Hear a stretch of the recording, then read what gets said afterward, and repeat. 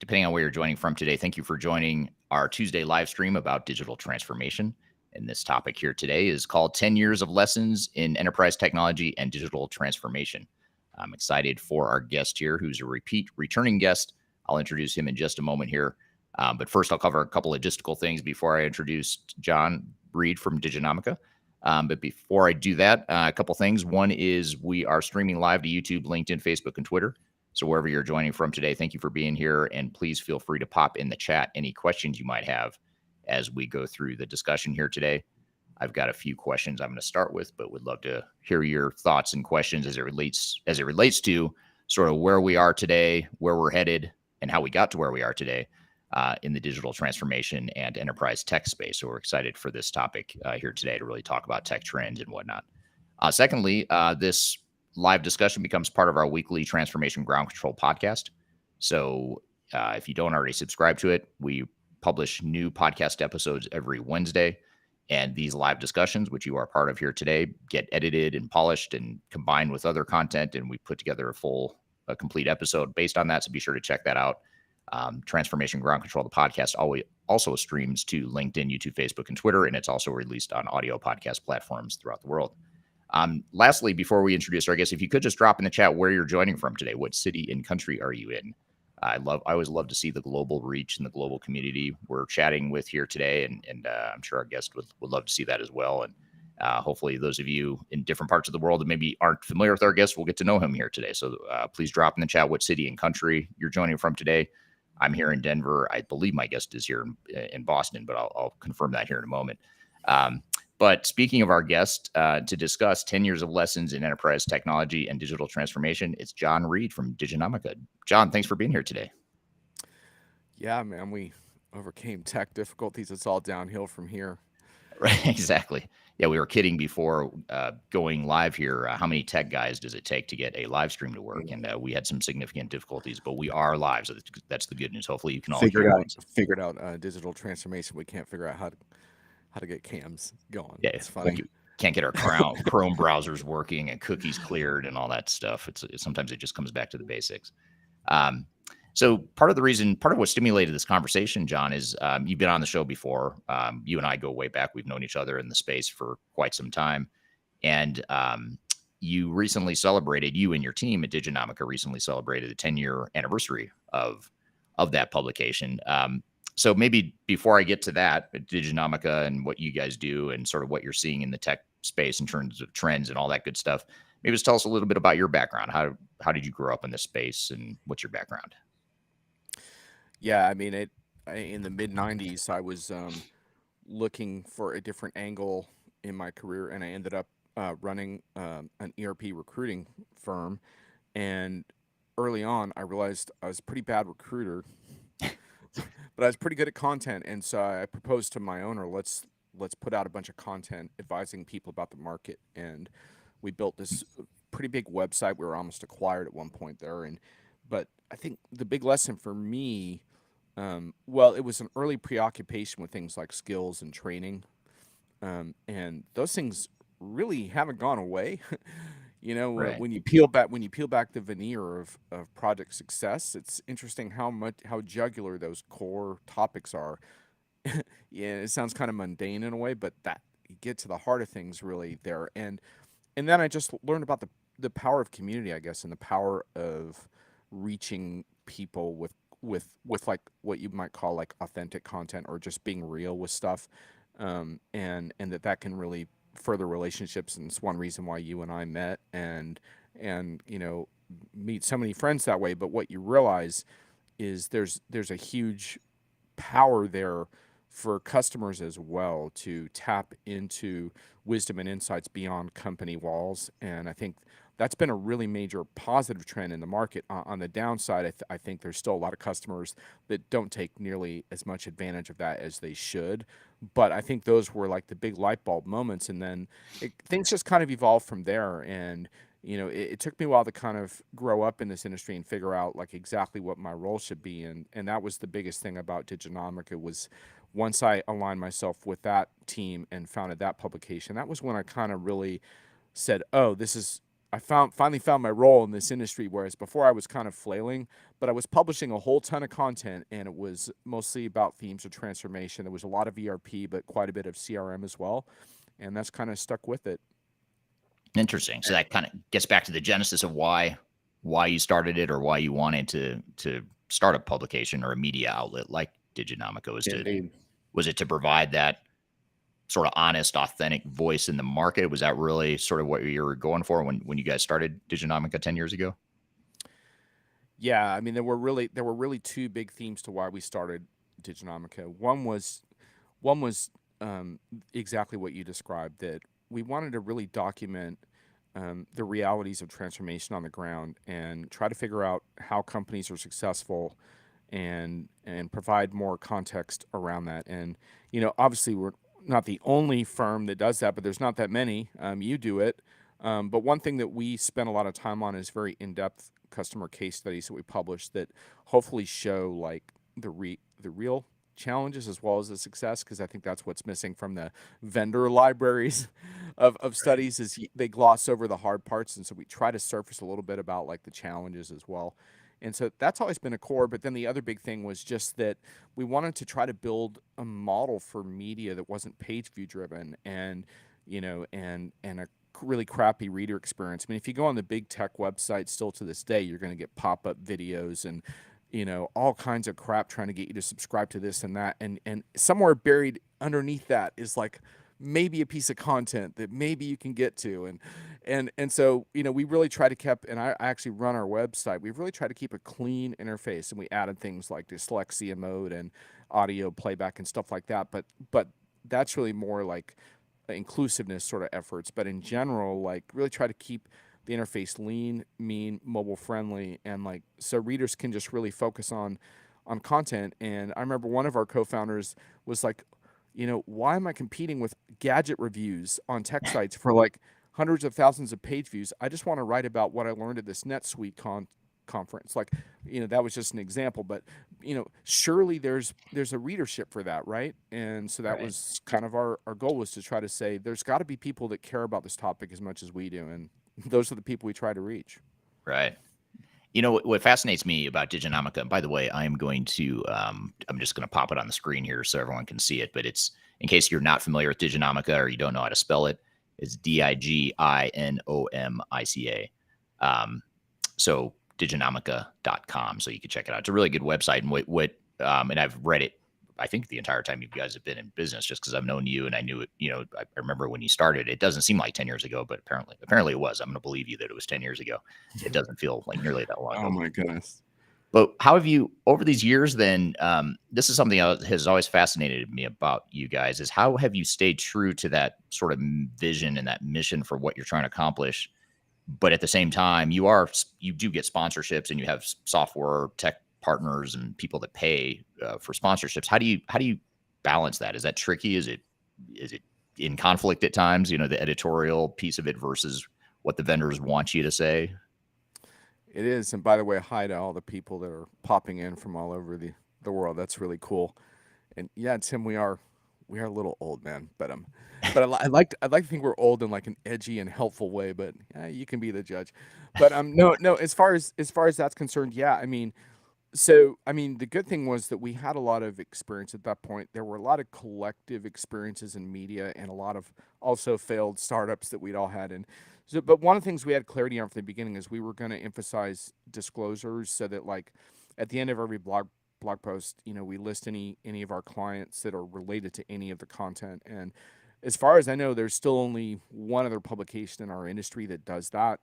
And so our feeling was like that this industry is very intertwined, and a lot of the financial backroom dealings in this industry are really a little bit creepy. They make you want to kind of take a shower sometimes, and it's like wait, are you a client of Gartner's, like, or are you a client of Forrester's, or like a lot of this stuff isn't very clear. And so we thought, well, we're just going to be clear about what our affiliations are and hope that readers like say, oh yeah, like I get it. They have an affiliation there, and I'll be the judge of whether that information is helpful or not. And and then of course we try to educate the vendors that are our partners that just because you're our partner doesn't mean we're not going to be critical of you at times.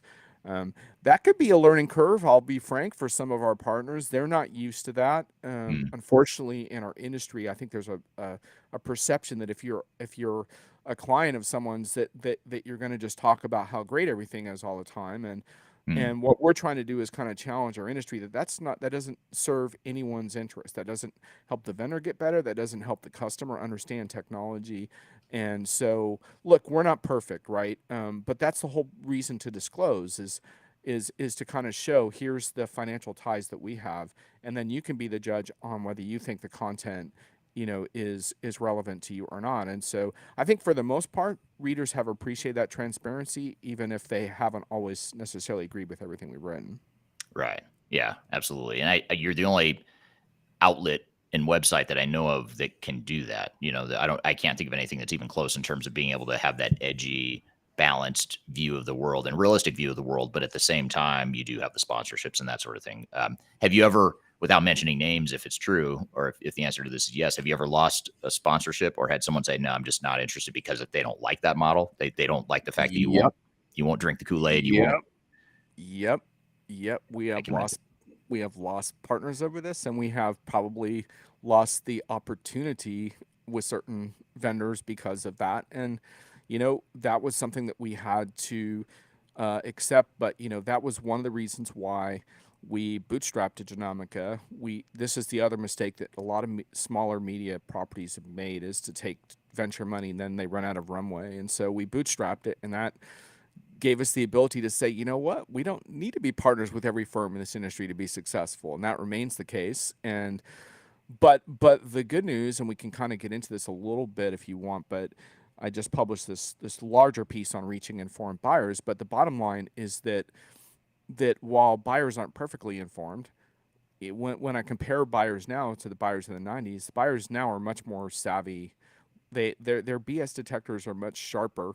Hmm. And that's the effect of the online marketplace. Everything from peer reviews to listening to your show to to all this kind of stuff gives buyers more perspective year round. Not if they just make it to a conference. And as a result of that, vendors need to learn how to communicate with buyers differently if they want to be relevant. And so yeah, vendors are willing to embrace the learning curve at times and to figure out a different way to communicate with buyers. And ultimately what we relate to in this industry, I think, is this understanding that none of us are perfect, none of us have all the answers, but we'd all like to have more successful products. I mean, this is one of the biggest themes of your work, is like, why do we have so many failures? And so let's figure it out. That's kind of the big theme, is like, let's put our heads together.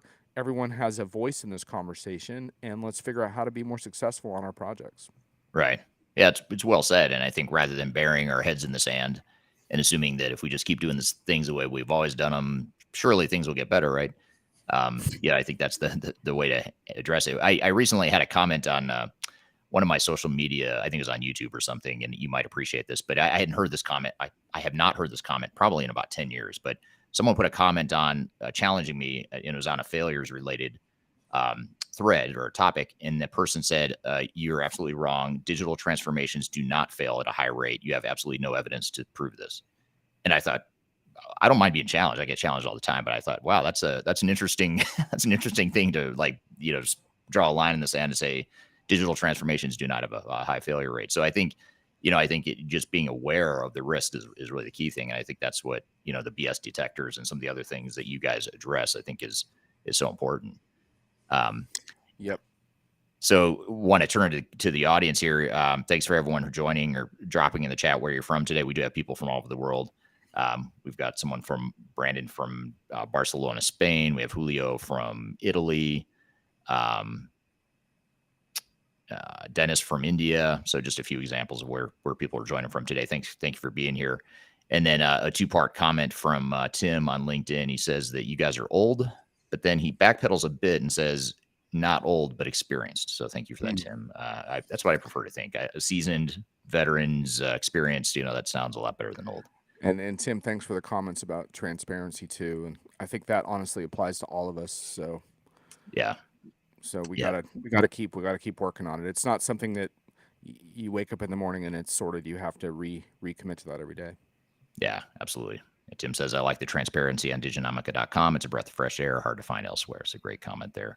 Um, so I guess just to start then, and you started to talk about one maybe potential answer to this question when you were talking about the higher refined BS detectors that people seem to have or the buyers seem to have nowadays. Well, how else would you describe, your general perception of sort of the state of the union of the enterprise tech space right now? You've been covering this for well beyond the 10 years, by the way. I mean, as you mentioned, you started doing this back in the 90s, but so what have you seen over the last, I don't want to say what have you seen over the last 25 years, but Mm. how are things now versus how they were in the past? I mean, what's the good, the bad, the ugly? Gosh, it's such a mixed bag. I mean, I think I already I already touched on. I think one of the positives around the opportunity for us to be more networked and be smarter. And I talk about that in the context of like networks of trust, I guess you could call it. Um, those are so important. And unfortunately, I think we're also contending with a lot of difficulties in the form of so much technology hype, especially around AI, that threatens to really muddy the conversation of how to be successful as a company. And on the one hand, I guess that's good for us because we can spend a lot of time on Diginomica trying to get to the bottom of that. I mean, Mm, one thing that I think is sort of interesting is that while technology is far from perfect, it is much better than it was. And and I think the interesting thing about that is that it really then highlights the people and process and business model issues that are messed up and that need to be fixed, because it's a lot harder to blame the technology than it was even 10 years ago. Now, look, you can still select the wrong stuff, you can configure it wrong, you can have, and that's a big theme of your site, is helping to understand the decision process and the importance of it. So you can still go down that road the wrong way, but generally, if you pick the right partner, which is also really important, and you pick the right software, there's a lot you can do. I mean, I talk in terms of this notion of continuous everything, like that the whole point of enterprise software, I think, ultimately is to have deeper continuous visibility into all of our operations and projects. So you could take that in almost any area, like in HR, for example, performance reviews. Like instead of once a year you sit down with someone, by then it's probably too late to address the reasons why they're leaving your company or why they've had a falling out with their boss. Like you want to have that more regular loop. And in every part of the industry, there's something like that. In manufacturing, it's machines, and you don't want your machines to go down. You want to predict that, you know and so I think the technology to achieve these things has never been better. So that part is the good part. The bad part is that it was never a technology problem in the first place. It was a people yeah. problem, it was a process problem, it was a change problem, as you've described so many times. And so in a way it almost sort of brings that more into focus, that we got to solve these other things. And then, like I said, there's a whole different conversation around AI and just what I consider to be absolutely insanely heightened expectations around what AI can deliver that I think are really out of whack, especially when you look at the state of data and the health of data in most large enterprises. They're not ready to, even if the AI tools are super wonderful, amazing, their data's not ready. Right. Yeah, that's interesting. I want to come back to the AI comment too. I know you've got some pretty strong thoughts on generative AI and the pros and cons of that. But before I come back to that, though, one thing I wanted to ask you too is you alluded to all these changes in the technology space and how things have changed so fast and so much for the better in many ways. But to your point, it was never about the technology. It's always been about the people and process. Why why is it that we're changing? If you look at the three layers here, people, process, technology, technology is moving at a breakneck speed. It's constantly getting better and improving and providing more capabilities. Why is that moving so much faster than people and process abilities to change? Why do you think that is? I don't know. People are people struggle with change. People struggle fundamentally with change, and it has always been. Um, with software, there's just been so much acceleration in terms of things like cloud sensibilities, DevOps sensibilities, APIs. This notion that software needs to be able to play nicer with its peers, so that and of course there are problems with that too. You can wind up with very heterogeneous landscapes that are difficult to manage, which I think you have written about at times. And cloud software is not always as mature as it should be in certain ways, but the model is just so much better because um, it's about reducing technical debt that prevents you from moving fast. And part of it is just the way the world is right now. Like the circumstances behind political events, behind supply chain disruptions. You just cannot afford to be slow to respond to those things. And I think that's put a lot of pressure on the technology vendors to get these things sorted. But at the same time, I don't know, like it's just that like change is so complicated, and when you're really good at using a certain set of tools, it's understandable why you wouldn't want to just put those tools aside for other stuff. And it's not necessarily in the interests of the employee to embrace what the overall business strategy is. And I think that's where a lot of the tension comes in, is like, let's face it, a lot of businesses don't really look after their employees in such a way that would make them want to invest in the broader change. They just Mhm. they don't give them a sense that there's enough opportunity there to do that. So Yeah. Yeah, and I guess an organization is a lot like an organism. It's something that slowly evolves and morphs and changes over time, and it grows and it gets built, and then that's happening over years and decades or whatever. And then over here, you've got technology, and I can create technology to do all kinds of things a lot faster than that organization took to get to wherever it is. And then those two worlds collide. It ends up creating sort of an explosion in many ways, or at least some sort of fireworks and conflict along the way. yeah, and throw into the mix all the mergers and acquisitions. I mean, you know yourself how disruptive that can be from a systems and change standpoint. So even if you think you've got a lot figured out, now you've been acquired or you're acquiring somebody, they have a different technical landscape than you. It's pretty obvious to see where the problems are going to be there. Right. Yeah, absolutely. Yeah. Um, so you mentioned here, you started to talk about AI a moment ago.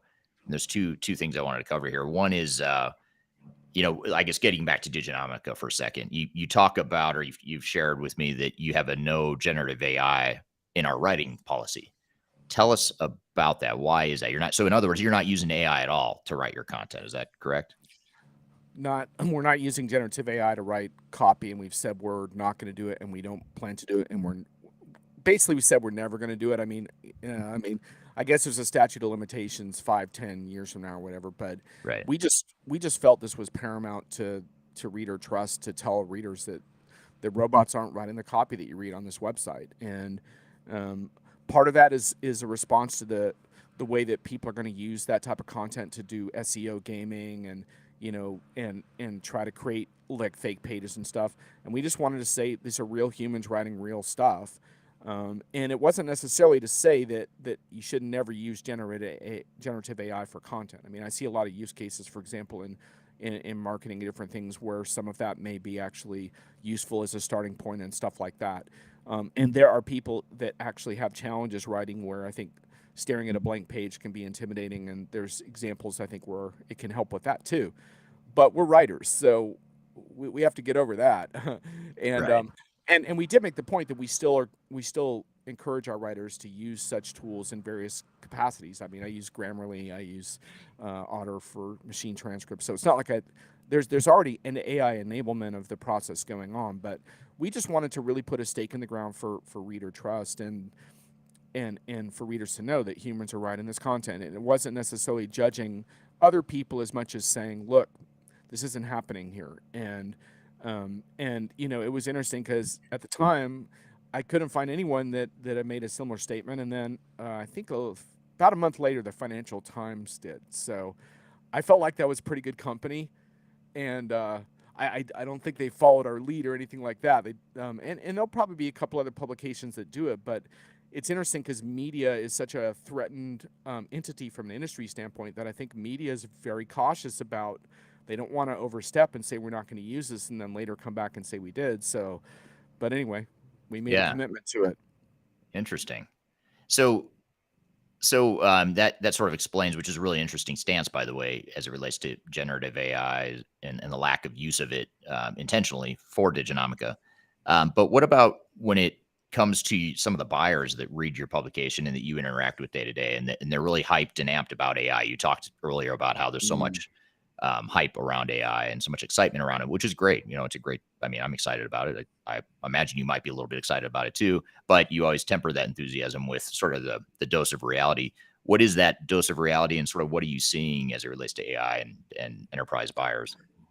Well, it was interesting because one of the things that became a little bit controversial about that statement is I think we then had to explain a little further that we actually are enthusiastic about some of these use cases. And, you know, one of the interesting things about generative AI is how many different use cases it has across different industries and scenarios.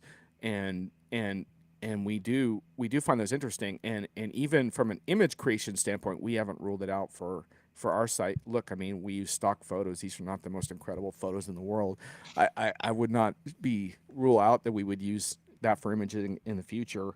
But so I think there's a few different things with AI. I think we have to be a little bit careful because from an enterprise standpoint, there's a lot of issues around uh, the flaws in these tools around things like explainability, data privacy. If you do, there's IP lawsuits going on right now. I think the tools aren't really ready for enterprise use cases yet, for the most part, and that's going to play out over the next year or so. So one cautionary point is that the tools aren't quite ready yet, and so I worry a little bit that as a result of that, we're going to obscure other things. Like, so for example, at a recent show, it took me a while to get with a customer. I'm talking with them, and it turns out that they have this pretty amazing robotics that are doing some really cool stuff on their shop floor and have helped them close their talent gap because they had all these open positions. And this is a classic manufacturing problem: is just can't find enough talent. And I was like, why wasn't this robotics thing on the keynote stage? And it's like, well, because it's suddenly robotics isn't like sexy anymore. I'm like, what kind of world are we living in where we're obscuring these really fundamentally important things that customers are doing that are actually like more mature and ready? So I think we have to be a little mindful of that. Like, and then from a precision standpoint, we just really have to understand that these tools are massively overhyped, and while they're good at certain things, that generative AI emerges from a very specific kind of deep learning that I've been studying quite intensely, and it actually doesn't understand what it's saying, and it's really really important to know that because that requires a lot of thinking around human in the loop scenarios and making sure that for example, maybe 90% accuracy in certain scenarios is good enough for you because Mm, because you're going to take that copy and then fix it. Or there's other scenarios where, okay, we're going to train only on this particular data set, and then we're going to generate job descriptions, for example, which is one interesting scenario.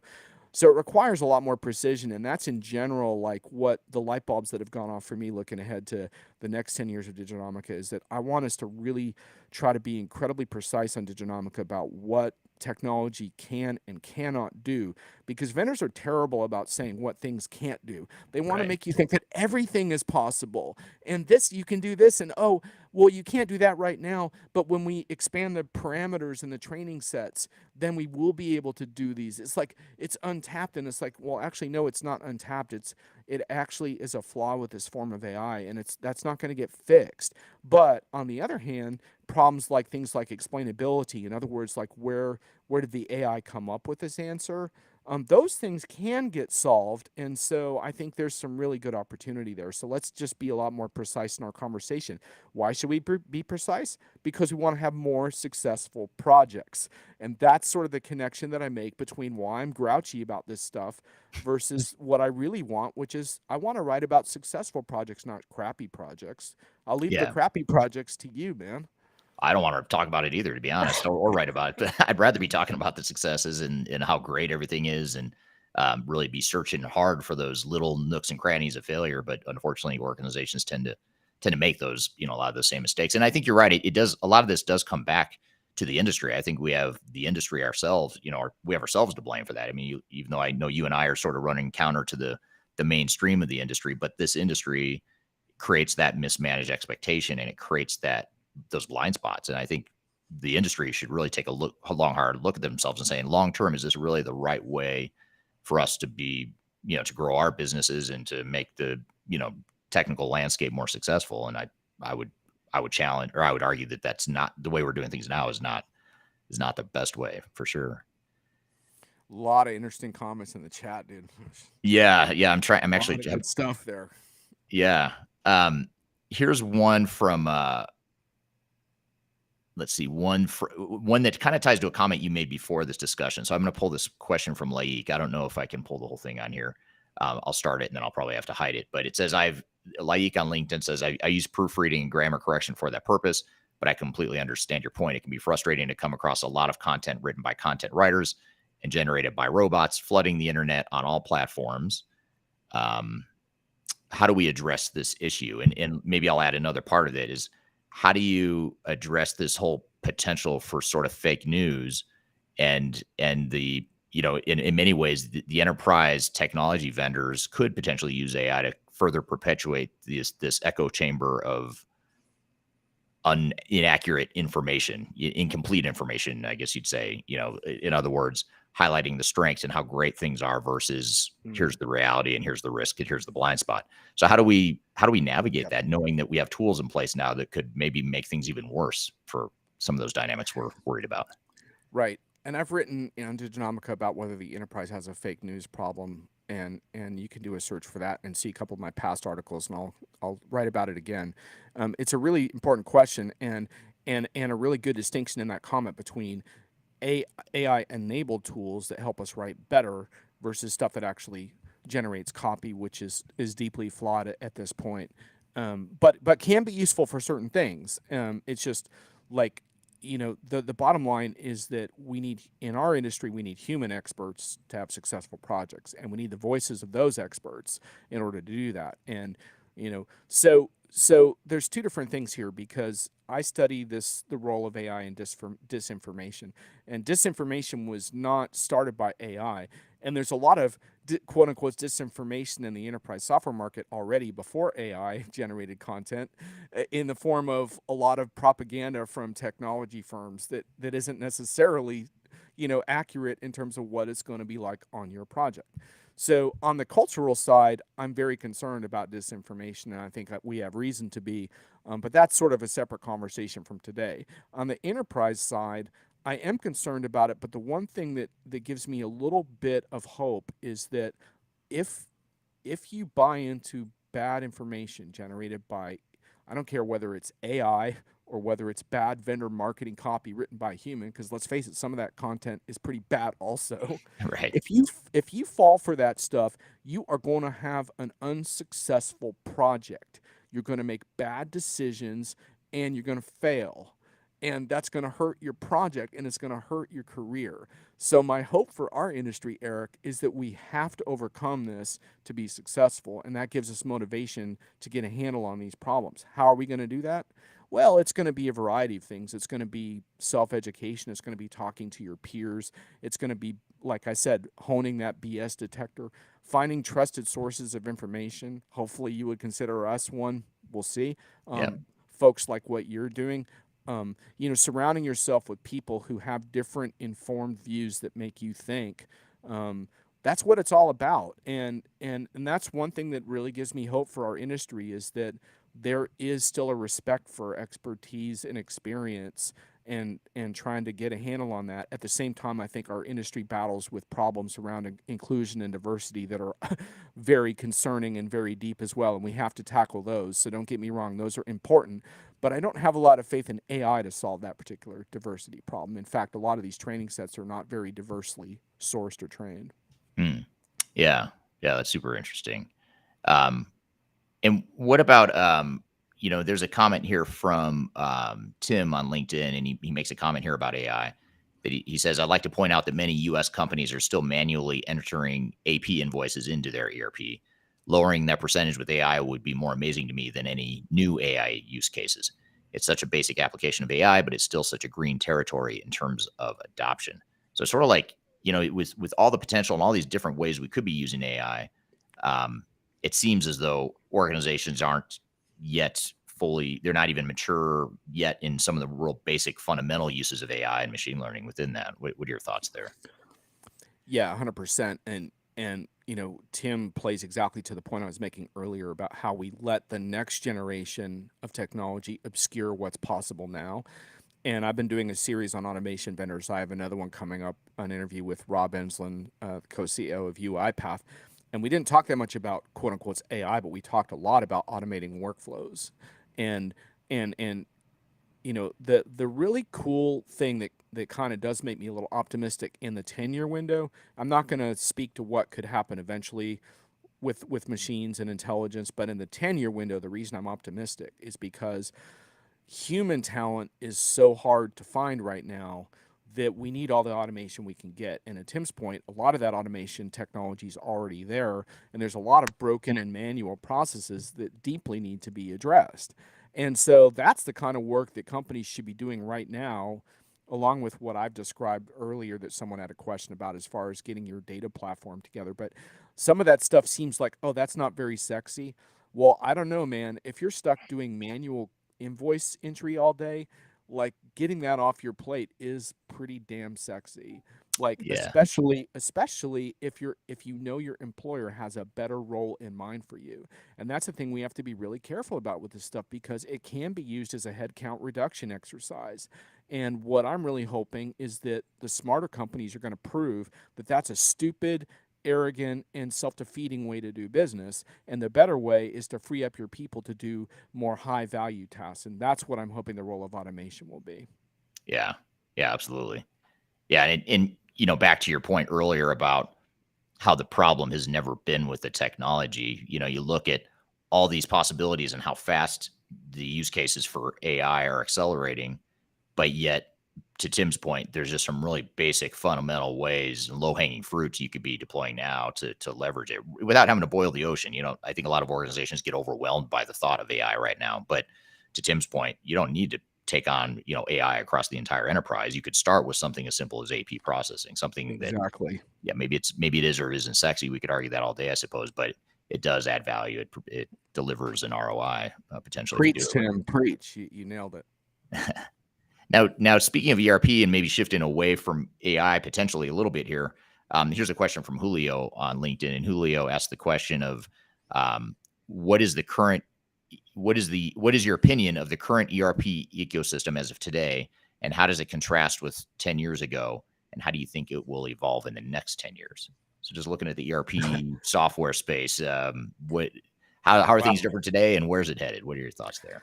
Well, it's interesting. I mean, I think if you look at ERP vendors now, they're all emphasizing like a more modern platform and modern approach. And I think mostly that's a good thing because, you know, the ERP of the past was all based on helping companies do a lot of customization of their code base in ways that trap them on older releases.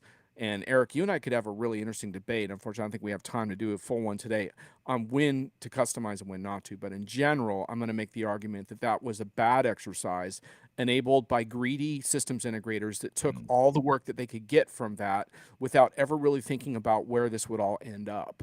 And fortunately, now that's changing. And even companies that offer on-premise ERP, for example, in asset-intensive industries and stuff like that, where there's a lot of regulations, are still talking to their customers around the dangers of over-customizing their code base. mm, And and the whole idea behind that is we need to be more quote unquote agile going forward than we have been in the past. But in general, I think what we're going to see is transactional systems of record are going to become a commodity. That's not the key. And you're already seeing it. It's already a trend that's happening. The whole thing is like, how do I pull meaningful data out of these systems to make better decisions, to serve customers better?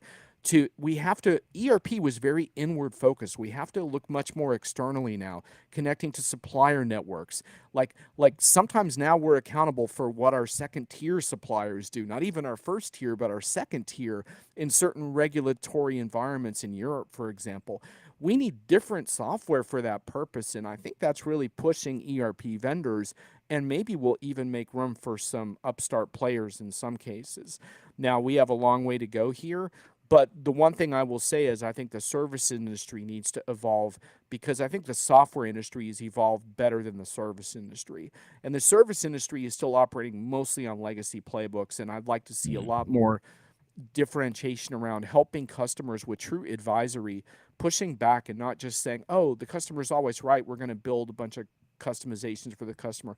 Pushing back and say, "Here's how we're going to win going forward, and here's how we're going to keep your platform modern." Oh, and by the way, like more independent voices, which is like a big thing that I advocate, which is why are we so dependent on one firm to lead us down a particular path of services?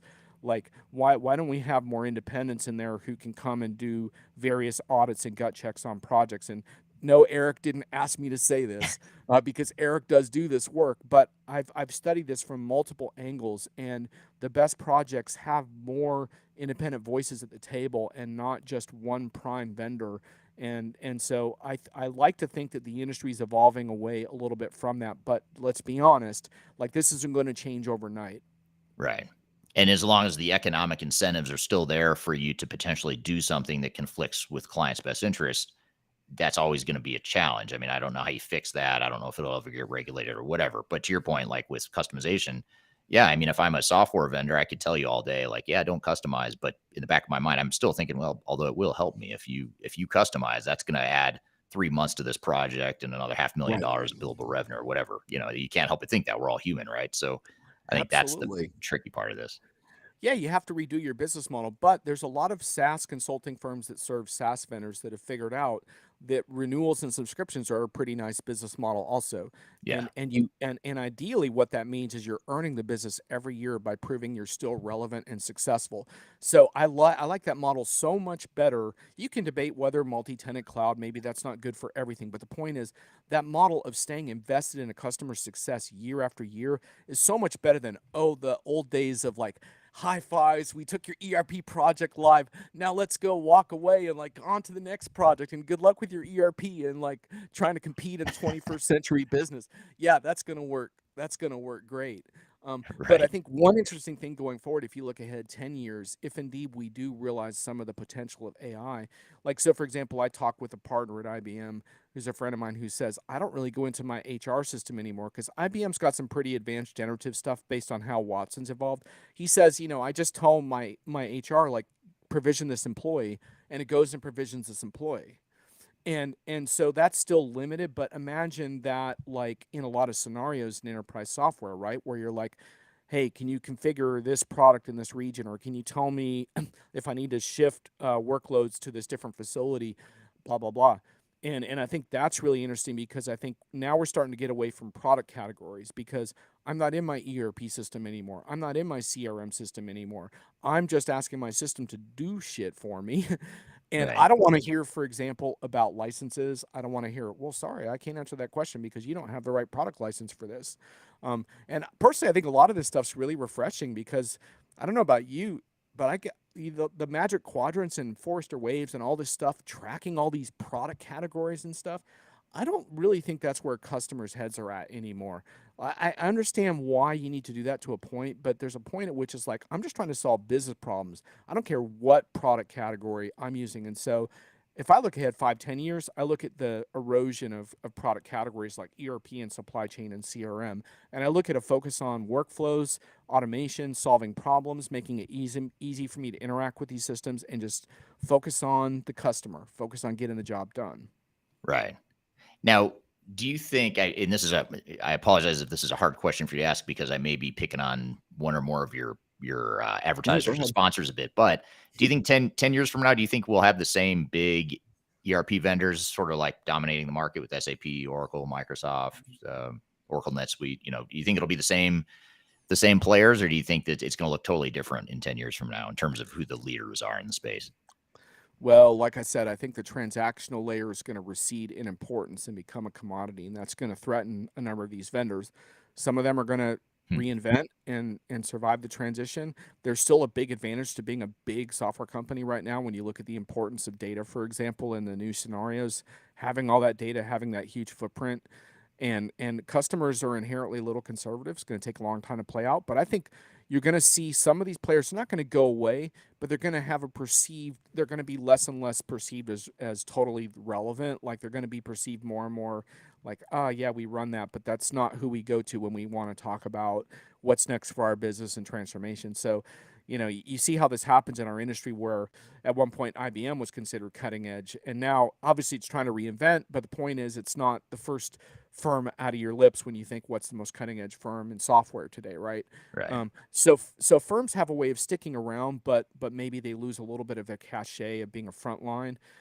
We have to keep a close eye on the hyperscalers, like because the Amazons, the Googles, and the Microsofts, I think they're going to have a lot to say about the future of this industry because of the power of those infrastructure models.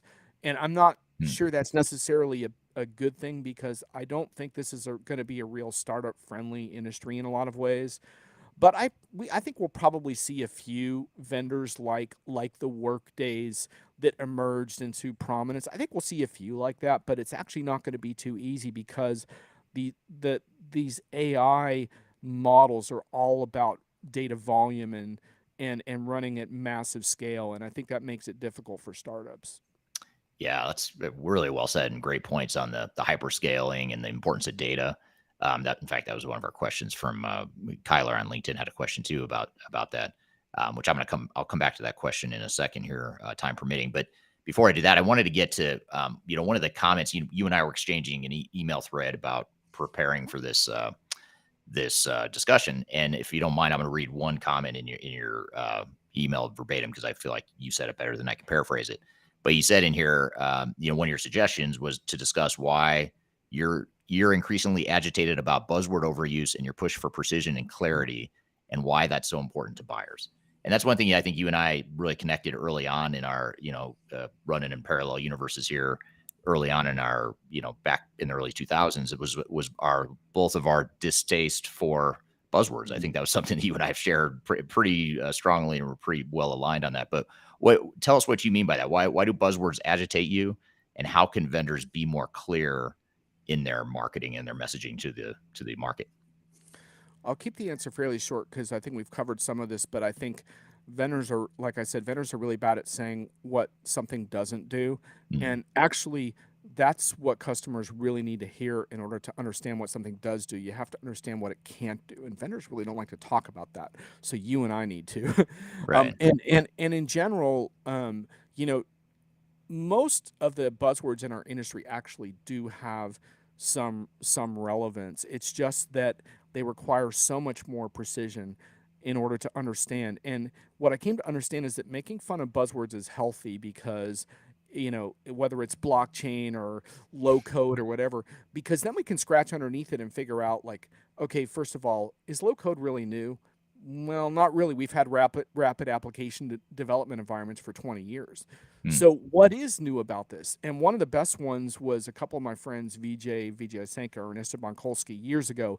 They got into a debate about change management versus digital transformation.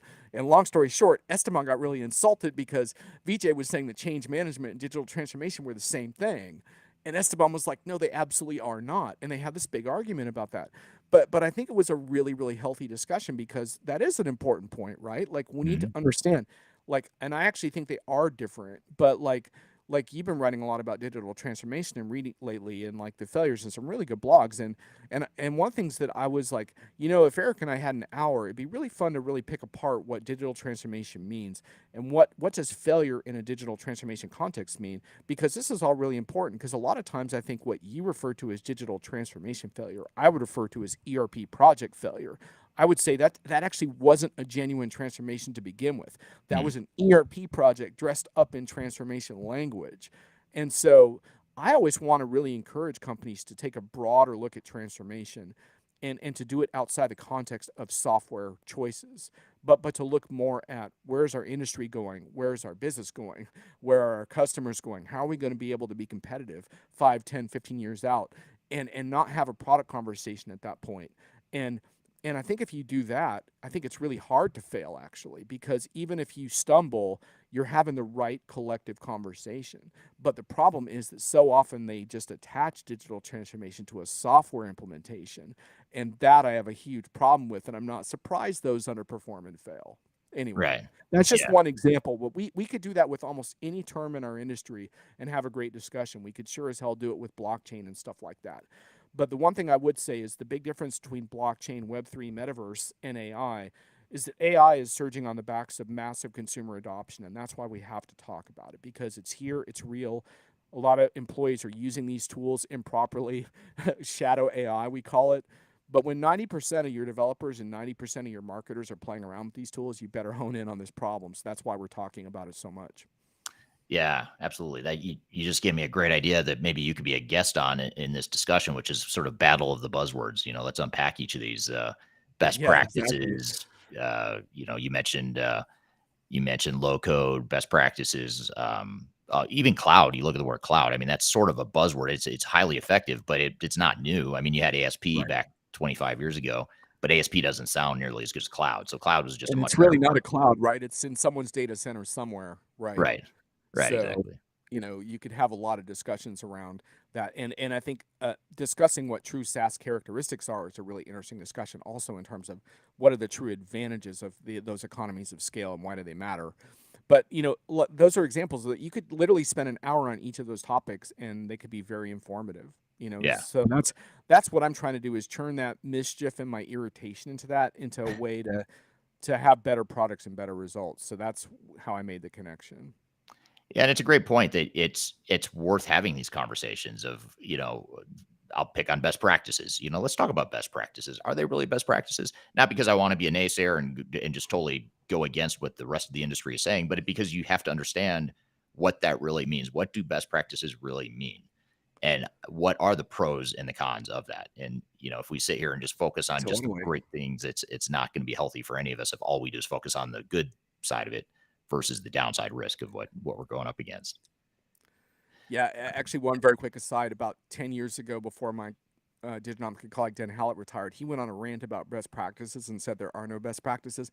I thought about it and I decided never to use best practices in my writing again. And I haven't used it in 10 years since he Yeah, went on that rant. And that's it's not smart. that it's not that that word never has use, but I just decided not to use it because I was like, it's the kind of word that makes you more comfortable after you use it, like you just said something useful, and I'm not sure it's useful.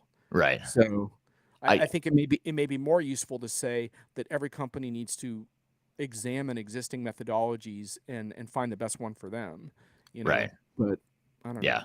It's a word I do occasionally still use it, but every time I do, I cringe a little bit and I do Yeah. feel dirty, like I need to take a shower, like you were saying earlier. It's every time I use the word best practice. But I agree Yeah. with you. I think it's worth diving into and really asking the questions and the tough questions and turning to the independent voices like Diginomica, like Third Stage and others out there. And I think, and over time, I think there'll be more and more independent voices. It's certainly more. It seems like there's more independent voices now than there were 10 or 20 years ago. What are your thoughts there? Yeah, in some ways, yes. I mean, I think there's been a rise of so many people with their own voices in this industry, which I think is really welcome. I think that it's a longer conversation, but I think the analyst side of our industry still could use a lot more upstarts.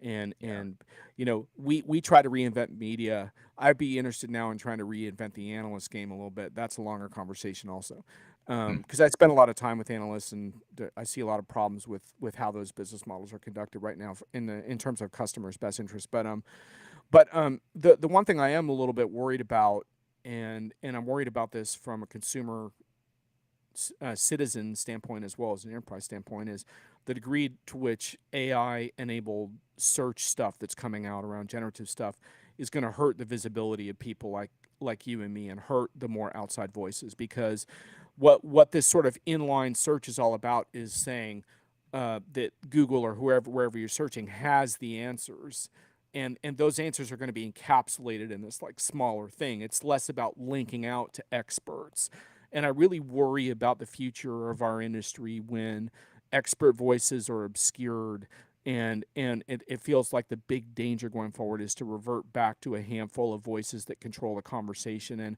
unwittingly, I think these AI tools could lead us back into that. Now, there are some really good ways of combating that, and I think, for example, building our own networks is a big part of that. In building in my book on reaching the informed buyer, which by the way is free on Diginomica if you want to read it, or you can just read the blogs for free too if you don't want to sign up for it. But I talk about these different models, and the model that I embrace is the model of the opt-in community.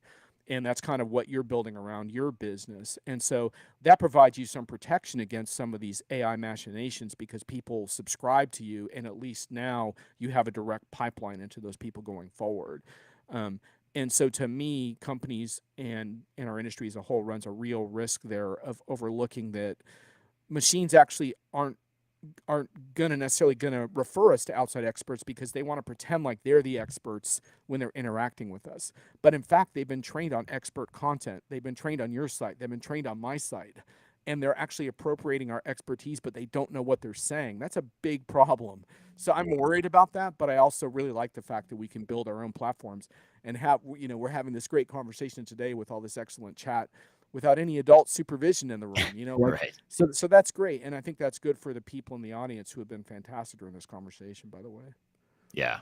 Yeah, absolutely. No, that's really well said. And what is it that, looking at sort of how the industry has evolved and changed and where it's headed in the future and all the things there are to be excited about and also things that it is important to be cautious of. What sort of closing advice would you have for enterprise tech buyers that are launching an ERP implementation and or some sort of digital transformation? Yeah, I actually made a list of those, and so I'm gonna refresh my memory here because I think this was interesting. And while you're pulling that up, Um, by the way, I shared your link to your ebook in the chat oh, here, thank you. so be sure to check Yeah, that out yeah, too. yeah. And if you, like I said, if you don't want to do the sign up form, you can. There's a lot of blog posts because this was ultimately based on a bunch of blogs I did. So my closing advice, and again, Eric had no influence on this. Um, my closing advice is keep your BS detectors sharp. Come up for air more often. I find that the customers having the most success are always interacting. They're interacting with their peers. They're forming so-called trust networks of diverse voices, including especially other customers, but also anyone that has good insights. They're consuming that all the time. The When you get two heads down on your projects, you're not going to get as good a result as if you have more of a habit of coming up for air and getting gut checks. Most of the projects that Eric writes about that fall apart, there were multiple opportunities along the way to correct those before they reach that point. And so finding a way to come up for error is big. Another really big one is I call it buzzword boomerang, but churning the buzzwords back onto the vendors.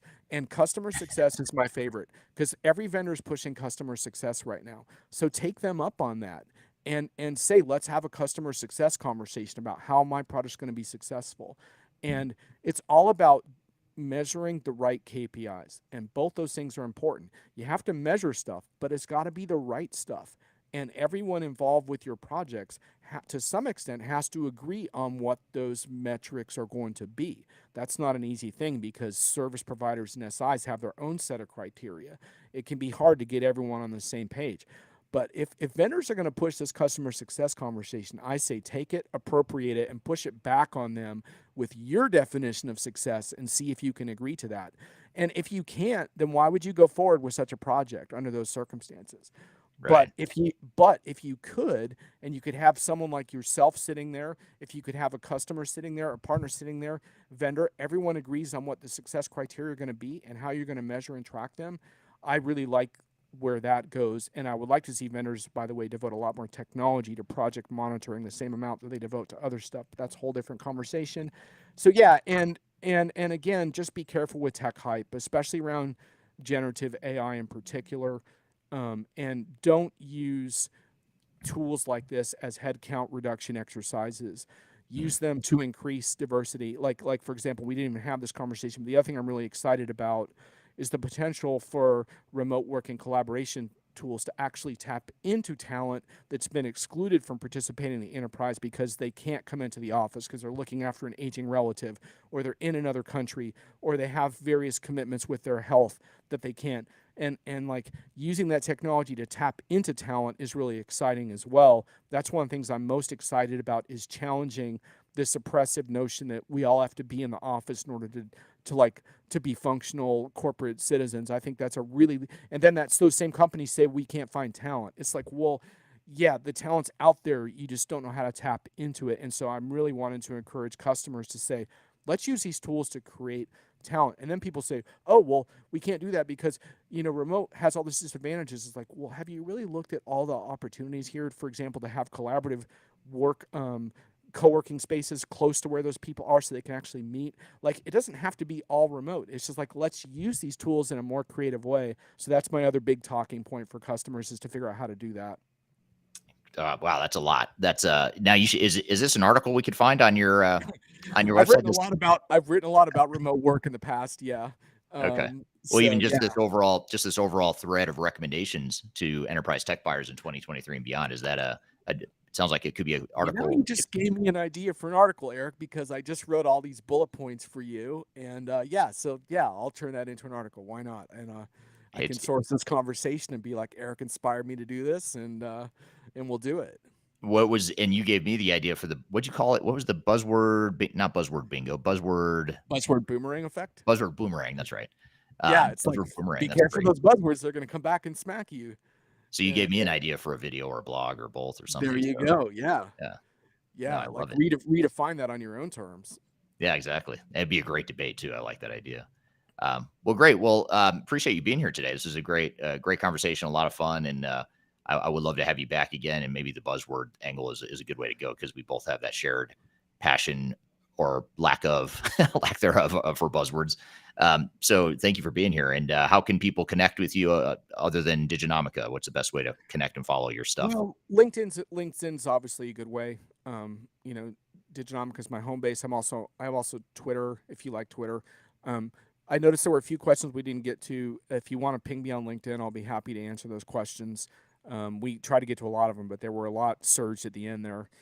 Just find me on those platforms. Happy to continue the dialogue. And this is just one session, but hopefully we'll keep doing it. Maybe I'll have Eric on my show again soon, and we'll take it from there. Sounds great. Well, thank you for being here, Jon. Really appreciate it. Again, it's Diginomica, Diginomca. I should probably. I know how to spell it. Just saying it out loud is a little more difficult, so I'll show it on the screen. Yeah, we maybe made a mistake in our naming, but it's too late now, man. 10 Right. years. The good news is I don't ever have to spell it, because I just type DIG and it just defaults to Diginomica and Cool. on my browser. So diginomica.com, check it out. It's a great website. A lot of edgy stuff. The weekly emails you guys send out are really good too. What do you call it? The John, it comes out under your name. Enterprise hits and misses, and then we send out a weekly. Yeah, that's my attempt to kind of give you a digest of the opinionated review of the week in the enterprise. That's always fun. Yeah, it's very, very well written and entertaining too. That's a good thing. It's not academic. It's not like reading most stuff out there. And not only because you're honest and transparent and authentic and all that good stuff, but also just the way you guys write is very unique, and I enjoy it myself. So be sure to check that out. Much appreciated. Absolutely. Yeah, and thank you to the audience for being here. Again, this live stream happens every Tuesday. The live stream end result, the recording, becomes part of the Transformation Ground Control podcast. Be sure to check that out on Google and Amazon and Apple Podcasts, all the podcast platforms. You can find it there every Wednesday. You can also find it streaming to LinkedIn, YouTube, Facebook, and Twitter too. So be sure to check us out. Thank you for being here today. Hope you all have a great week, and we'll see you next time on the Digital Transformation live stream. Take care, and thanks again, Jon. Thanks all. All right, take care.